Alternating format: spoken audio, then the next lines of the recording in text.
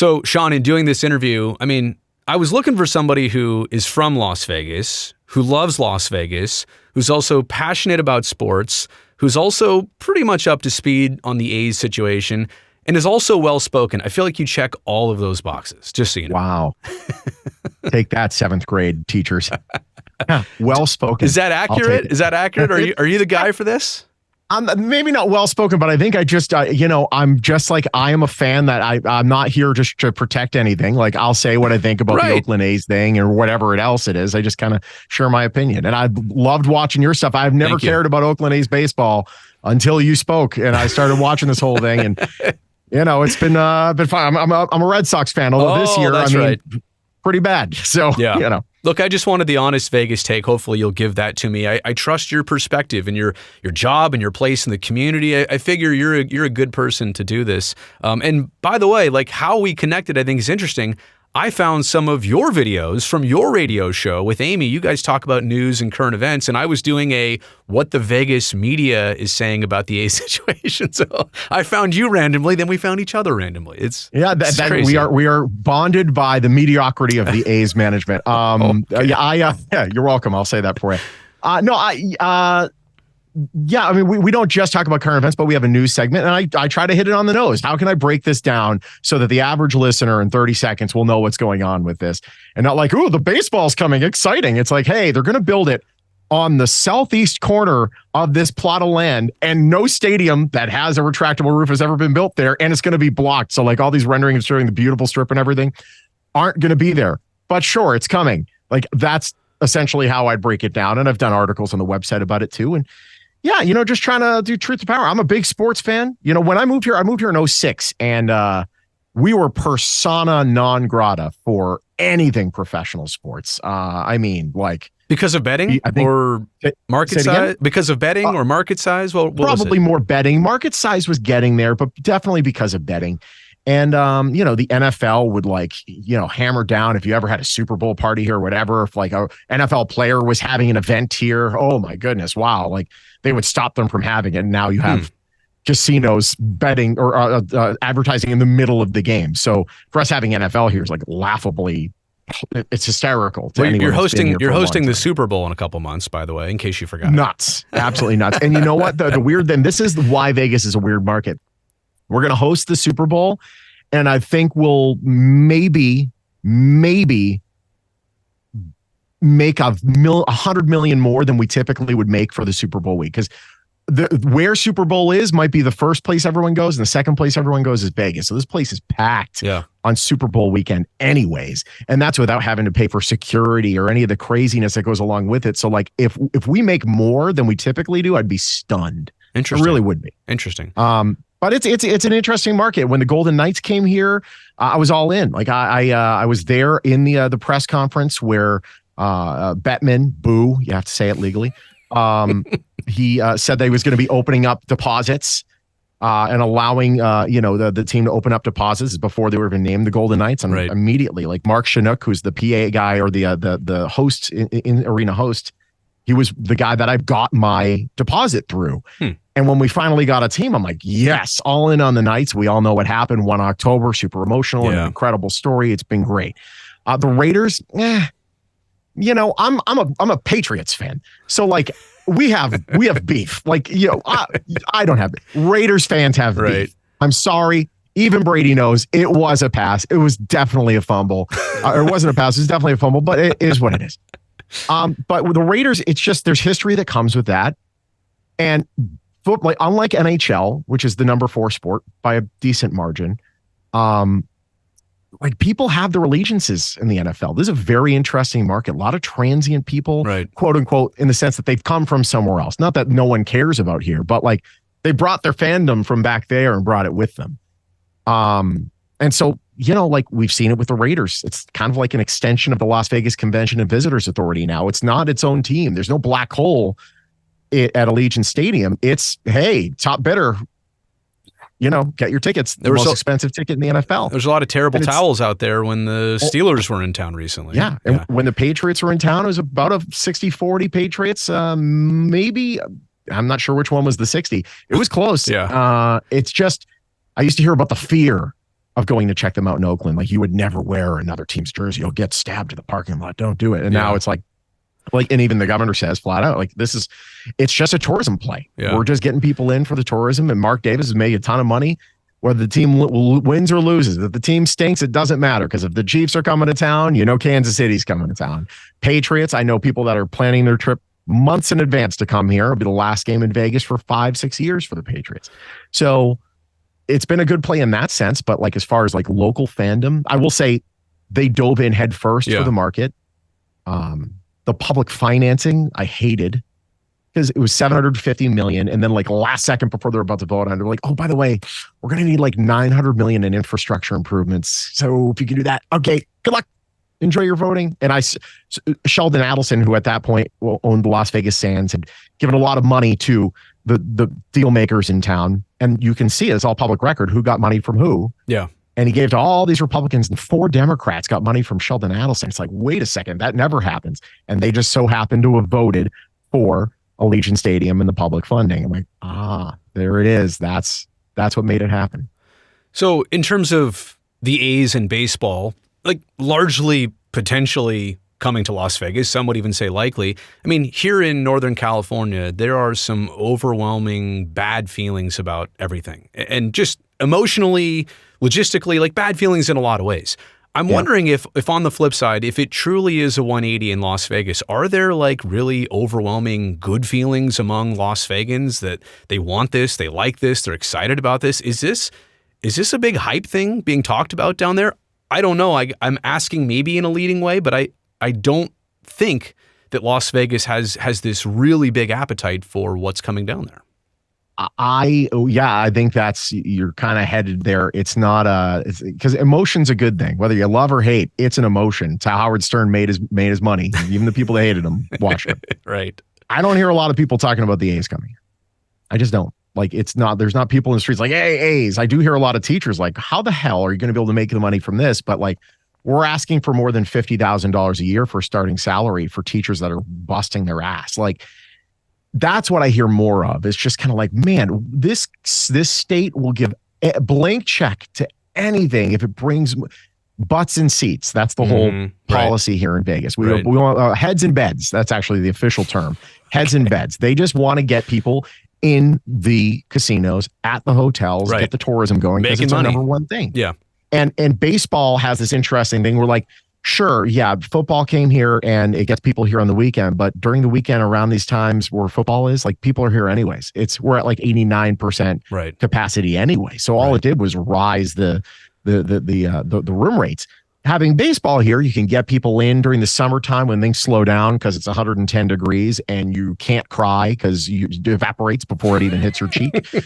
That gets people here. It puts heads in beds. I understand the play on the state's side. Mm-hmm. But like, we've seen it with the Golden Knights, their value jumped up. We've seen it with the Raiders. What, did their value go up by threefold? Yeah, a lot. They don't need the money. Yeah, they don't need the money at all. Like, I was daring the lawmakers here. I'm like, give them the money, but they have to spend on salary the Major League Baseball average or more. Right. And if they don't, whatever money was coming to them gets pulled and the rest of the bill goes on them. I would love to have seen that, because then at least you'd know, yeah, sure, they're going to field someone or a team that could be competitive. The way that the A's operate, they are literally, it's Major League. While I'm expecting Wild Thing to come out there, but Major League, they had success. They can't have success in today's MLB with the way that the A's are operating. So not a lot of excitement here about the A's. I think people would really like baseball. Las Vegas ballpark, you've talked about it. The numbers might be inflated sometimes. Not everyone shows up for the game, but I will say 7:00 game, us in Las Vegas, like, for you weak and feeble people that don't live in the hot, blustery summer heat here in Las Vegas, we are accustomed to it. Yeah. 110, but they got the misters going, get a nice cool drink, and you're on the first base side with some shade. Yeah, not a problem. So like, let's go into that. Like, what does the ideal Major League Baseball venture look like in Las Vegas? If you're saying, I think, and there's a lot of elements here. It could be a different location. Obviously, I think what you're suggesting is an expansion team. Paint the picture. What's Shawn's ideal Las Vegas MLB team look like? Keep the athletics. Keep at the very least, keep the brand. Like, no one here other than pre-existing athletics fans, care about the athletics brand. Green and yellow. It's gold. Come on, Shawn. It's green and gold. Get that part right. Please, whatever. It looks terrible. Such disrespect. And it has no place in this city. Although it's right next to MGM Grand. Which is similar green, colors. Emerald green, right? It's Kelly green. Which is green. Kelly green. You got to get this right. It's Kelly green, it's Fort Knox gold, and it's wedding gown white. See, if you're gonna throw that away right from the start, ooh. Let it be done. Ooh, I do. My heart is with the fans of the Oakland Athletics. The franchise don't care for it, and the title. Like, there is something to be said about Vegas born, and this is the beauty of the whole Golden Knights story. They came here, and they were expecting to suck, and I bought season tickets expecting them to suck. I'm like, you know what? Yeah. Hey, yay Vegas! We finally got a team. I want to make sure that this is successful, so we can maybe get another one. And then we just took off, and this whole Vegas born thing became like the real deal. The Raiders are here. They're the Las Vegas Raiders, but there's no real attachment. So what I'd like to see, even if the team were to come here, leave the athletics brand to Oakland. Let them have a team. Maybe one day that'd be great, or give the ownership to the city of Oakland, something. And just give us a new brand. Call it a clean slate. And hopefully they're going to be competitive. If you're going to be the problem is there's not enough seats to... It's a mathematical thing, too. Like, you need 35, 40,000 seats to be able to pay off the bond. Right. I learned that from you. And you do the math, you're like, wait a second, napkin math, this makes no sense at all. Yeah, well, I'm not that smart, and I figured that out pretty quickly. You figured it out. It's like Las Vegas, I think, is accustomed to entertainment and events, and they do events well, and they do attractions well. Like, if you bring in a thriving show, people will come there to see it. But if you bring in a baseball team, which, let me just say this, have there been years the A's are great? Yeah. I lived those years, but does every sports team over time go through the peaks and valleys? And are there 5 straight years where they're just not good or they're rebuilding? Of course. I mean, look at right now. Like, I don't know that Las Vegas has grasped that part of it. And I also think, to your point earlier about the success of the Golden Knights, it's so unique. In 6 years, what pro team debuts and goes to the Stanley Cup final twice and wins the Stanley Cup, 6 years in? I'm not here to say Las Vegas can't ever do this, but I'm telling you right now, I don't know that we have enough of a sample size to truly pan out, okay, how will things go? What will the interest be like in 2032 when the A's are once again rebuilding? Like, we just don't know that yet about Las Vegas. And I think a lot of people who watch this channel say, oh, that's Brazil knocking Las Vegas. He hates Las Vegas. We just don't have rough on us sometimes. We don't have the info yet. I will say, I mean, if the Raiders have proven anything, you can suck and still fill the stands. So with the other team's fans, exactly right. But is that apples and oranges to baseball? Is that to the owner? Yeah. They don't care, right? As long as they're making money, and that's what it comes down to. The Golden Knights were very fortunate. There's something about like a major travesty happening in your city and sports. Yeah. And like the Red Sox in 2012 were dead last in their division. Right. 2013, they won the World Series after the marathon bombing. Right. 2014, they were dead last again. Right. There's something to be said about it. It's really magical. It's a human connection. But to your point, though, I don't think Mark Davis is thrilled with seeing other teams come into Allegiant. And I know Bill Foley had that post-season press conference where he basically admitted that the Golden Knights have a ticket system, so they do not allow large chunks of other teams' fans to even sit next to each other. I believe his exact words were, I don't want them in my arena.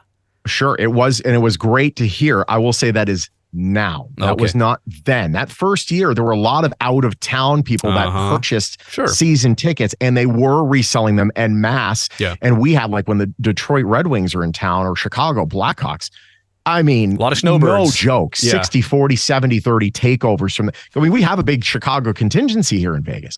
So I think once they realized, man, there's a fever for this team here, they started just canceling all these out-of-towners that were selling all the tickets. Yeah. And they were annoyed and were like, we don't want your business. We want these locals in here. But that comes with success. Yeah. Now, there's also only 41 regular season games a year for home games a year for the hockey, the Golden Knights. Yeah. And while it's not easily able to get to for locals, there's a frontage road that's behind the strip that you can kind of get to without hitting the strip traffic and all that stuff. Where they're planning on building this is tragic. So 81 games a year, they're going to want us to cross Las Vegas Boulevard or go through the airport connector. Trying to get to a flight's going to be ridiculous. going up, south on the southern portion of Las Vegas Boulevard and taking the frontage road to get, or the, I think it's Reno Ave, to try to get to the back end there. It's going to be a disaster, especially if they make it to the playoffs and the Golden Knights have a home game and maybe the Raiders are on Monday Night Football. It's going to be a disaster. I would love to see them. The NBA is supposedly, coming here. I know the creator of the Golden One Center in Sacramento, Oakview, I believe is the name of the company. They bought a whole bunch of land where the Bright Line train is going to end at Las Vegas Boulevard and Blue Diamond, and they want to build an arena there for a supposed NBA stadium. And that is something where we don't have to hit the Strip corridor. If you're somebody visiting, awesome, take an Uber. But for us, you want us to fill the place 41 games a year. It's readily available. Where they're putting it is a total tourist play. And I love baseball, but I'll tell you, like, with the rare exception of some real cheap games or with the Red Sox coming to town, I don't know if I'm going. If you're an A's fan, sure, you'll make the effort. But like, there's just like infrastructure wise, man, there's not enough parking in that area. It's going to be nuts. So the expense part, during the legislative session, Steve Hill said there will be $15 tickets if you're worried about affordability and families and locals going to games. As a person who's gone to Las Vegas and has been gouged, shall I say, over at the Aria Hotel where I accidentally moved a water off of its sensor, and I think it charged $10 just for a bottle of water in the same Vegas where there's resort fees and everything costs a little bit more. But you know what? It's a premium. Like, it's the model of business. If you're willing to come there, you're willing to spend it. Anyway, do you really think that there could be $15 tickets to go to a Major League Baseball game in 2028 in your town? Yeah, sure. If they're terrible and they're playing a terrible team. Really? When the Red Sox and Yankees played towards the end of the year, you could get tickets on the resale market for like $1. Well, I'm talking about from the original point of sale. If the team's going to sell them, right? If you're going to, they'll have like 10 seats in the nosebleeds for like, for Boy Scouts. There's no way they're going to be able to pull that off. And also like the fees that they throw into it's going to be $15, but you're going to have to pay this fee, that fee, that fee. It's going to be $42 a seat. I'd like to see it. Sure, it'd be nice. I don't foresee it. And also, like, okay, fine. So you got a $15 seat. How are you getting down there? There's no public transportation here, so you're going to probably have to drive. And there's buses, but who's taking the bus? There's 40,000 people. You're all going to take an RTC bus there? I highly doubt it. So there's $40-$50 for parking potentially. It could get pricey pretty quick. Listen, I love baseball and I want to see baseball here. And I'd love to see I'd love to see a team here 100%, but also like if they're going to expand and you have some this ownership group, from everything I've heard, not just from you, the Raiders supposedly can't stand these people. Fine. Sell the teams, keep them in Oakland, and then just have a new expansion team. That way, expectations are super low. Like, brand new team, they're going to suck, but hey, they'll bring in other things, something to do with the kids. Great. But when the tickets are super low because we're facing, say, the Rays who don't travel well, and there's only 7,000 people in the seats, hopefully, how are you paying the bill? How are you paying the bill? Like, he's a multi-billionaire, and he knows by moving this team here, he's going to increase the value of the team. It's been proven twice now, and it'll continue to happen. Why are we footing this bill? It drives me nuts. It just drives me nuts. And it's not just a Vegas thing. It's everywhere, but particularly here. It's like, man, they'll make the money back. They will make the money back. I did the napkin math. It was 30,000 and just figuring out like how much we're paying and all that stuff. We could make that money back, but they need to fill it pretty decently. Yeah, on a regular basis for a lot of years. I want to address, I guess it's criticism I get here on this YouTube channel. I get people saying the A's will be different in Vegas. Las Vegas will change the A's. And that's obviously a perspective from Southern Nevada. Where does that come from? I mean, I'm not saying that's false. I think the A's largely have to change their business model of player payroll and what they spend and even I want to talk to you too about what this stadium needs to be, right? If you're going to do this and you're going to compete with the Spheres and the T-Mobile arenas and the Allegiance, like, what do you really need to do there? But where does that come from? People in Las Vegas saying, well, when they get here, we're going to make them different. Well, in some cases, you get some people just have blind ideology for how the Golden Knights did and maybe not realizing how incredible that story is. Yeah. But in other cases, like, the Raiders came here and they've invested a lot. They still suck, but they invested a lot. You can't say they haven't. And I think that the belief is that the A's will come here, like they're saying, and that they're gonna invest. I just wish that they held their feet to the fire to say, yeah, we're gonna do it, and we promise that as part of this deal, we are going to spend at least the league average on salaries every year. Yeah, we're gonna put it in writing. Then I'd be like, all right, cool, for sure. Like, it only benefits them to invest in their own product and have this, new hot market to have things elevate. So yeah, people that love Las Vegas. We get dunked on a lot, like the people that still don't think that we should have a hockey team because they think that Las Vegas only has a population of 600,000, not realizing there's more people in the valley and there's other cities and there's unincorporated parts of Clark County. There's a lot that goes into it. There's over 2 point some odd million people in the valley. But yeah, there's going to be cheerleaders. It's going to, but in the same breath, I mean, there's people in Oakland that are saying, no, we want this team.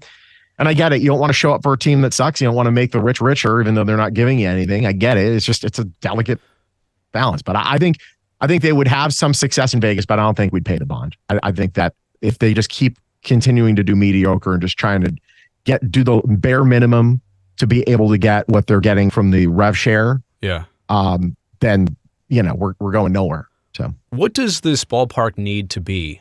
There was recently an article that came out said the A's designers are trying to have that wow factor, but wow within a budget. And I look at other entertainment options. I mean, here in the Bay Area, the Giants are a very popular thing. Their ballpark is a beautiful thing. I'm sure you've seen it. Maybe you've been to San Francisco, but if the Giants are their competition here, and then they go to the Las Vegas Strip and, performers are doing residencies right up the road, and there's the Sphere now. Are you seeing that there might be some competition there? And what does a ballpark need to look like to compete with that? Well, I don't think that baseball is competing with Adele. I think baseball is the destination. So, like, you can't beat Adele. I mean, really. U2 Sphere is amazing, by the way. It's also stupid expensive. It does look amazing. Oh God, it's gross. It's unbelievable. Yeah. But I don't think it's a competition. I think really where the competition is with the other teams. There's only so much dollar locally to go by. And when it comes to tourists, if you find out that you're in town and you just happen to be from Toronto and the Blue Jays are in town, awesome, sure, I'll get in. Or people are like, hey, the Red Sox are playing Tuesday through Thursday in May in Vegas. You want to go? And they'll find an excuse to go. Yeah. But here's what I really think it needs to be. It does not need to be retractable. I don't think it's going to be. I think the cost and the size limitations, I think it's being advertised as that now because it's sexy, but I think when it comes down to what it has to be, it will be a domed stadium with artificial turf. I think it has to be. It does not need to be retractable. It could have like something where there's no tray that you can pull out like they have for the Raiders. Right. But like the Raiders at Allegiant Stadium, they have these lanai doors that probably cost God knows how many millions of dollars to build. And they have literally never opened them for a single ticketed event ever. Right. So just save the expense. When they play, excuse my language, it's going to be hot as balls. Just keep it closed, air conditioning, done.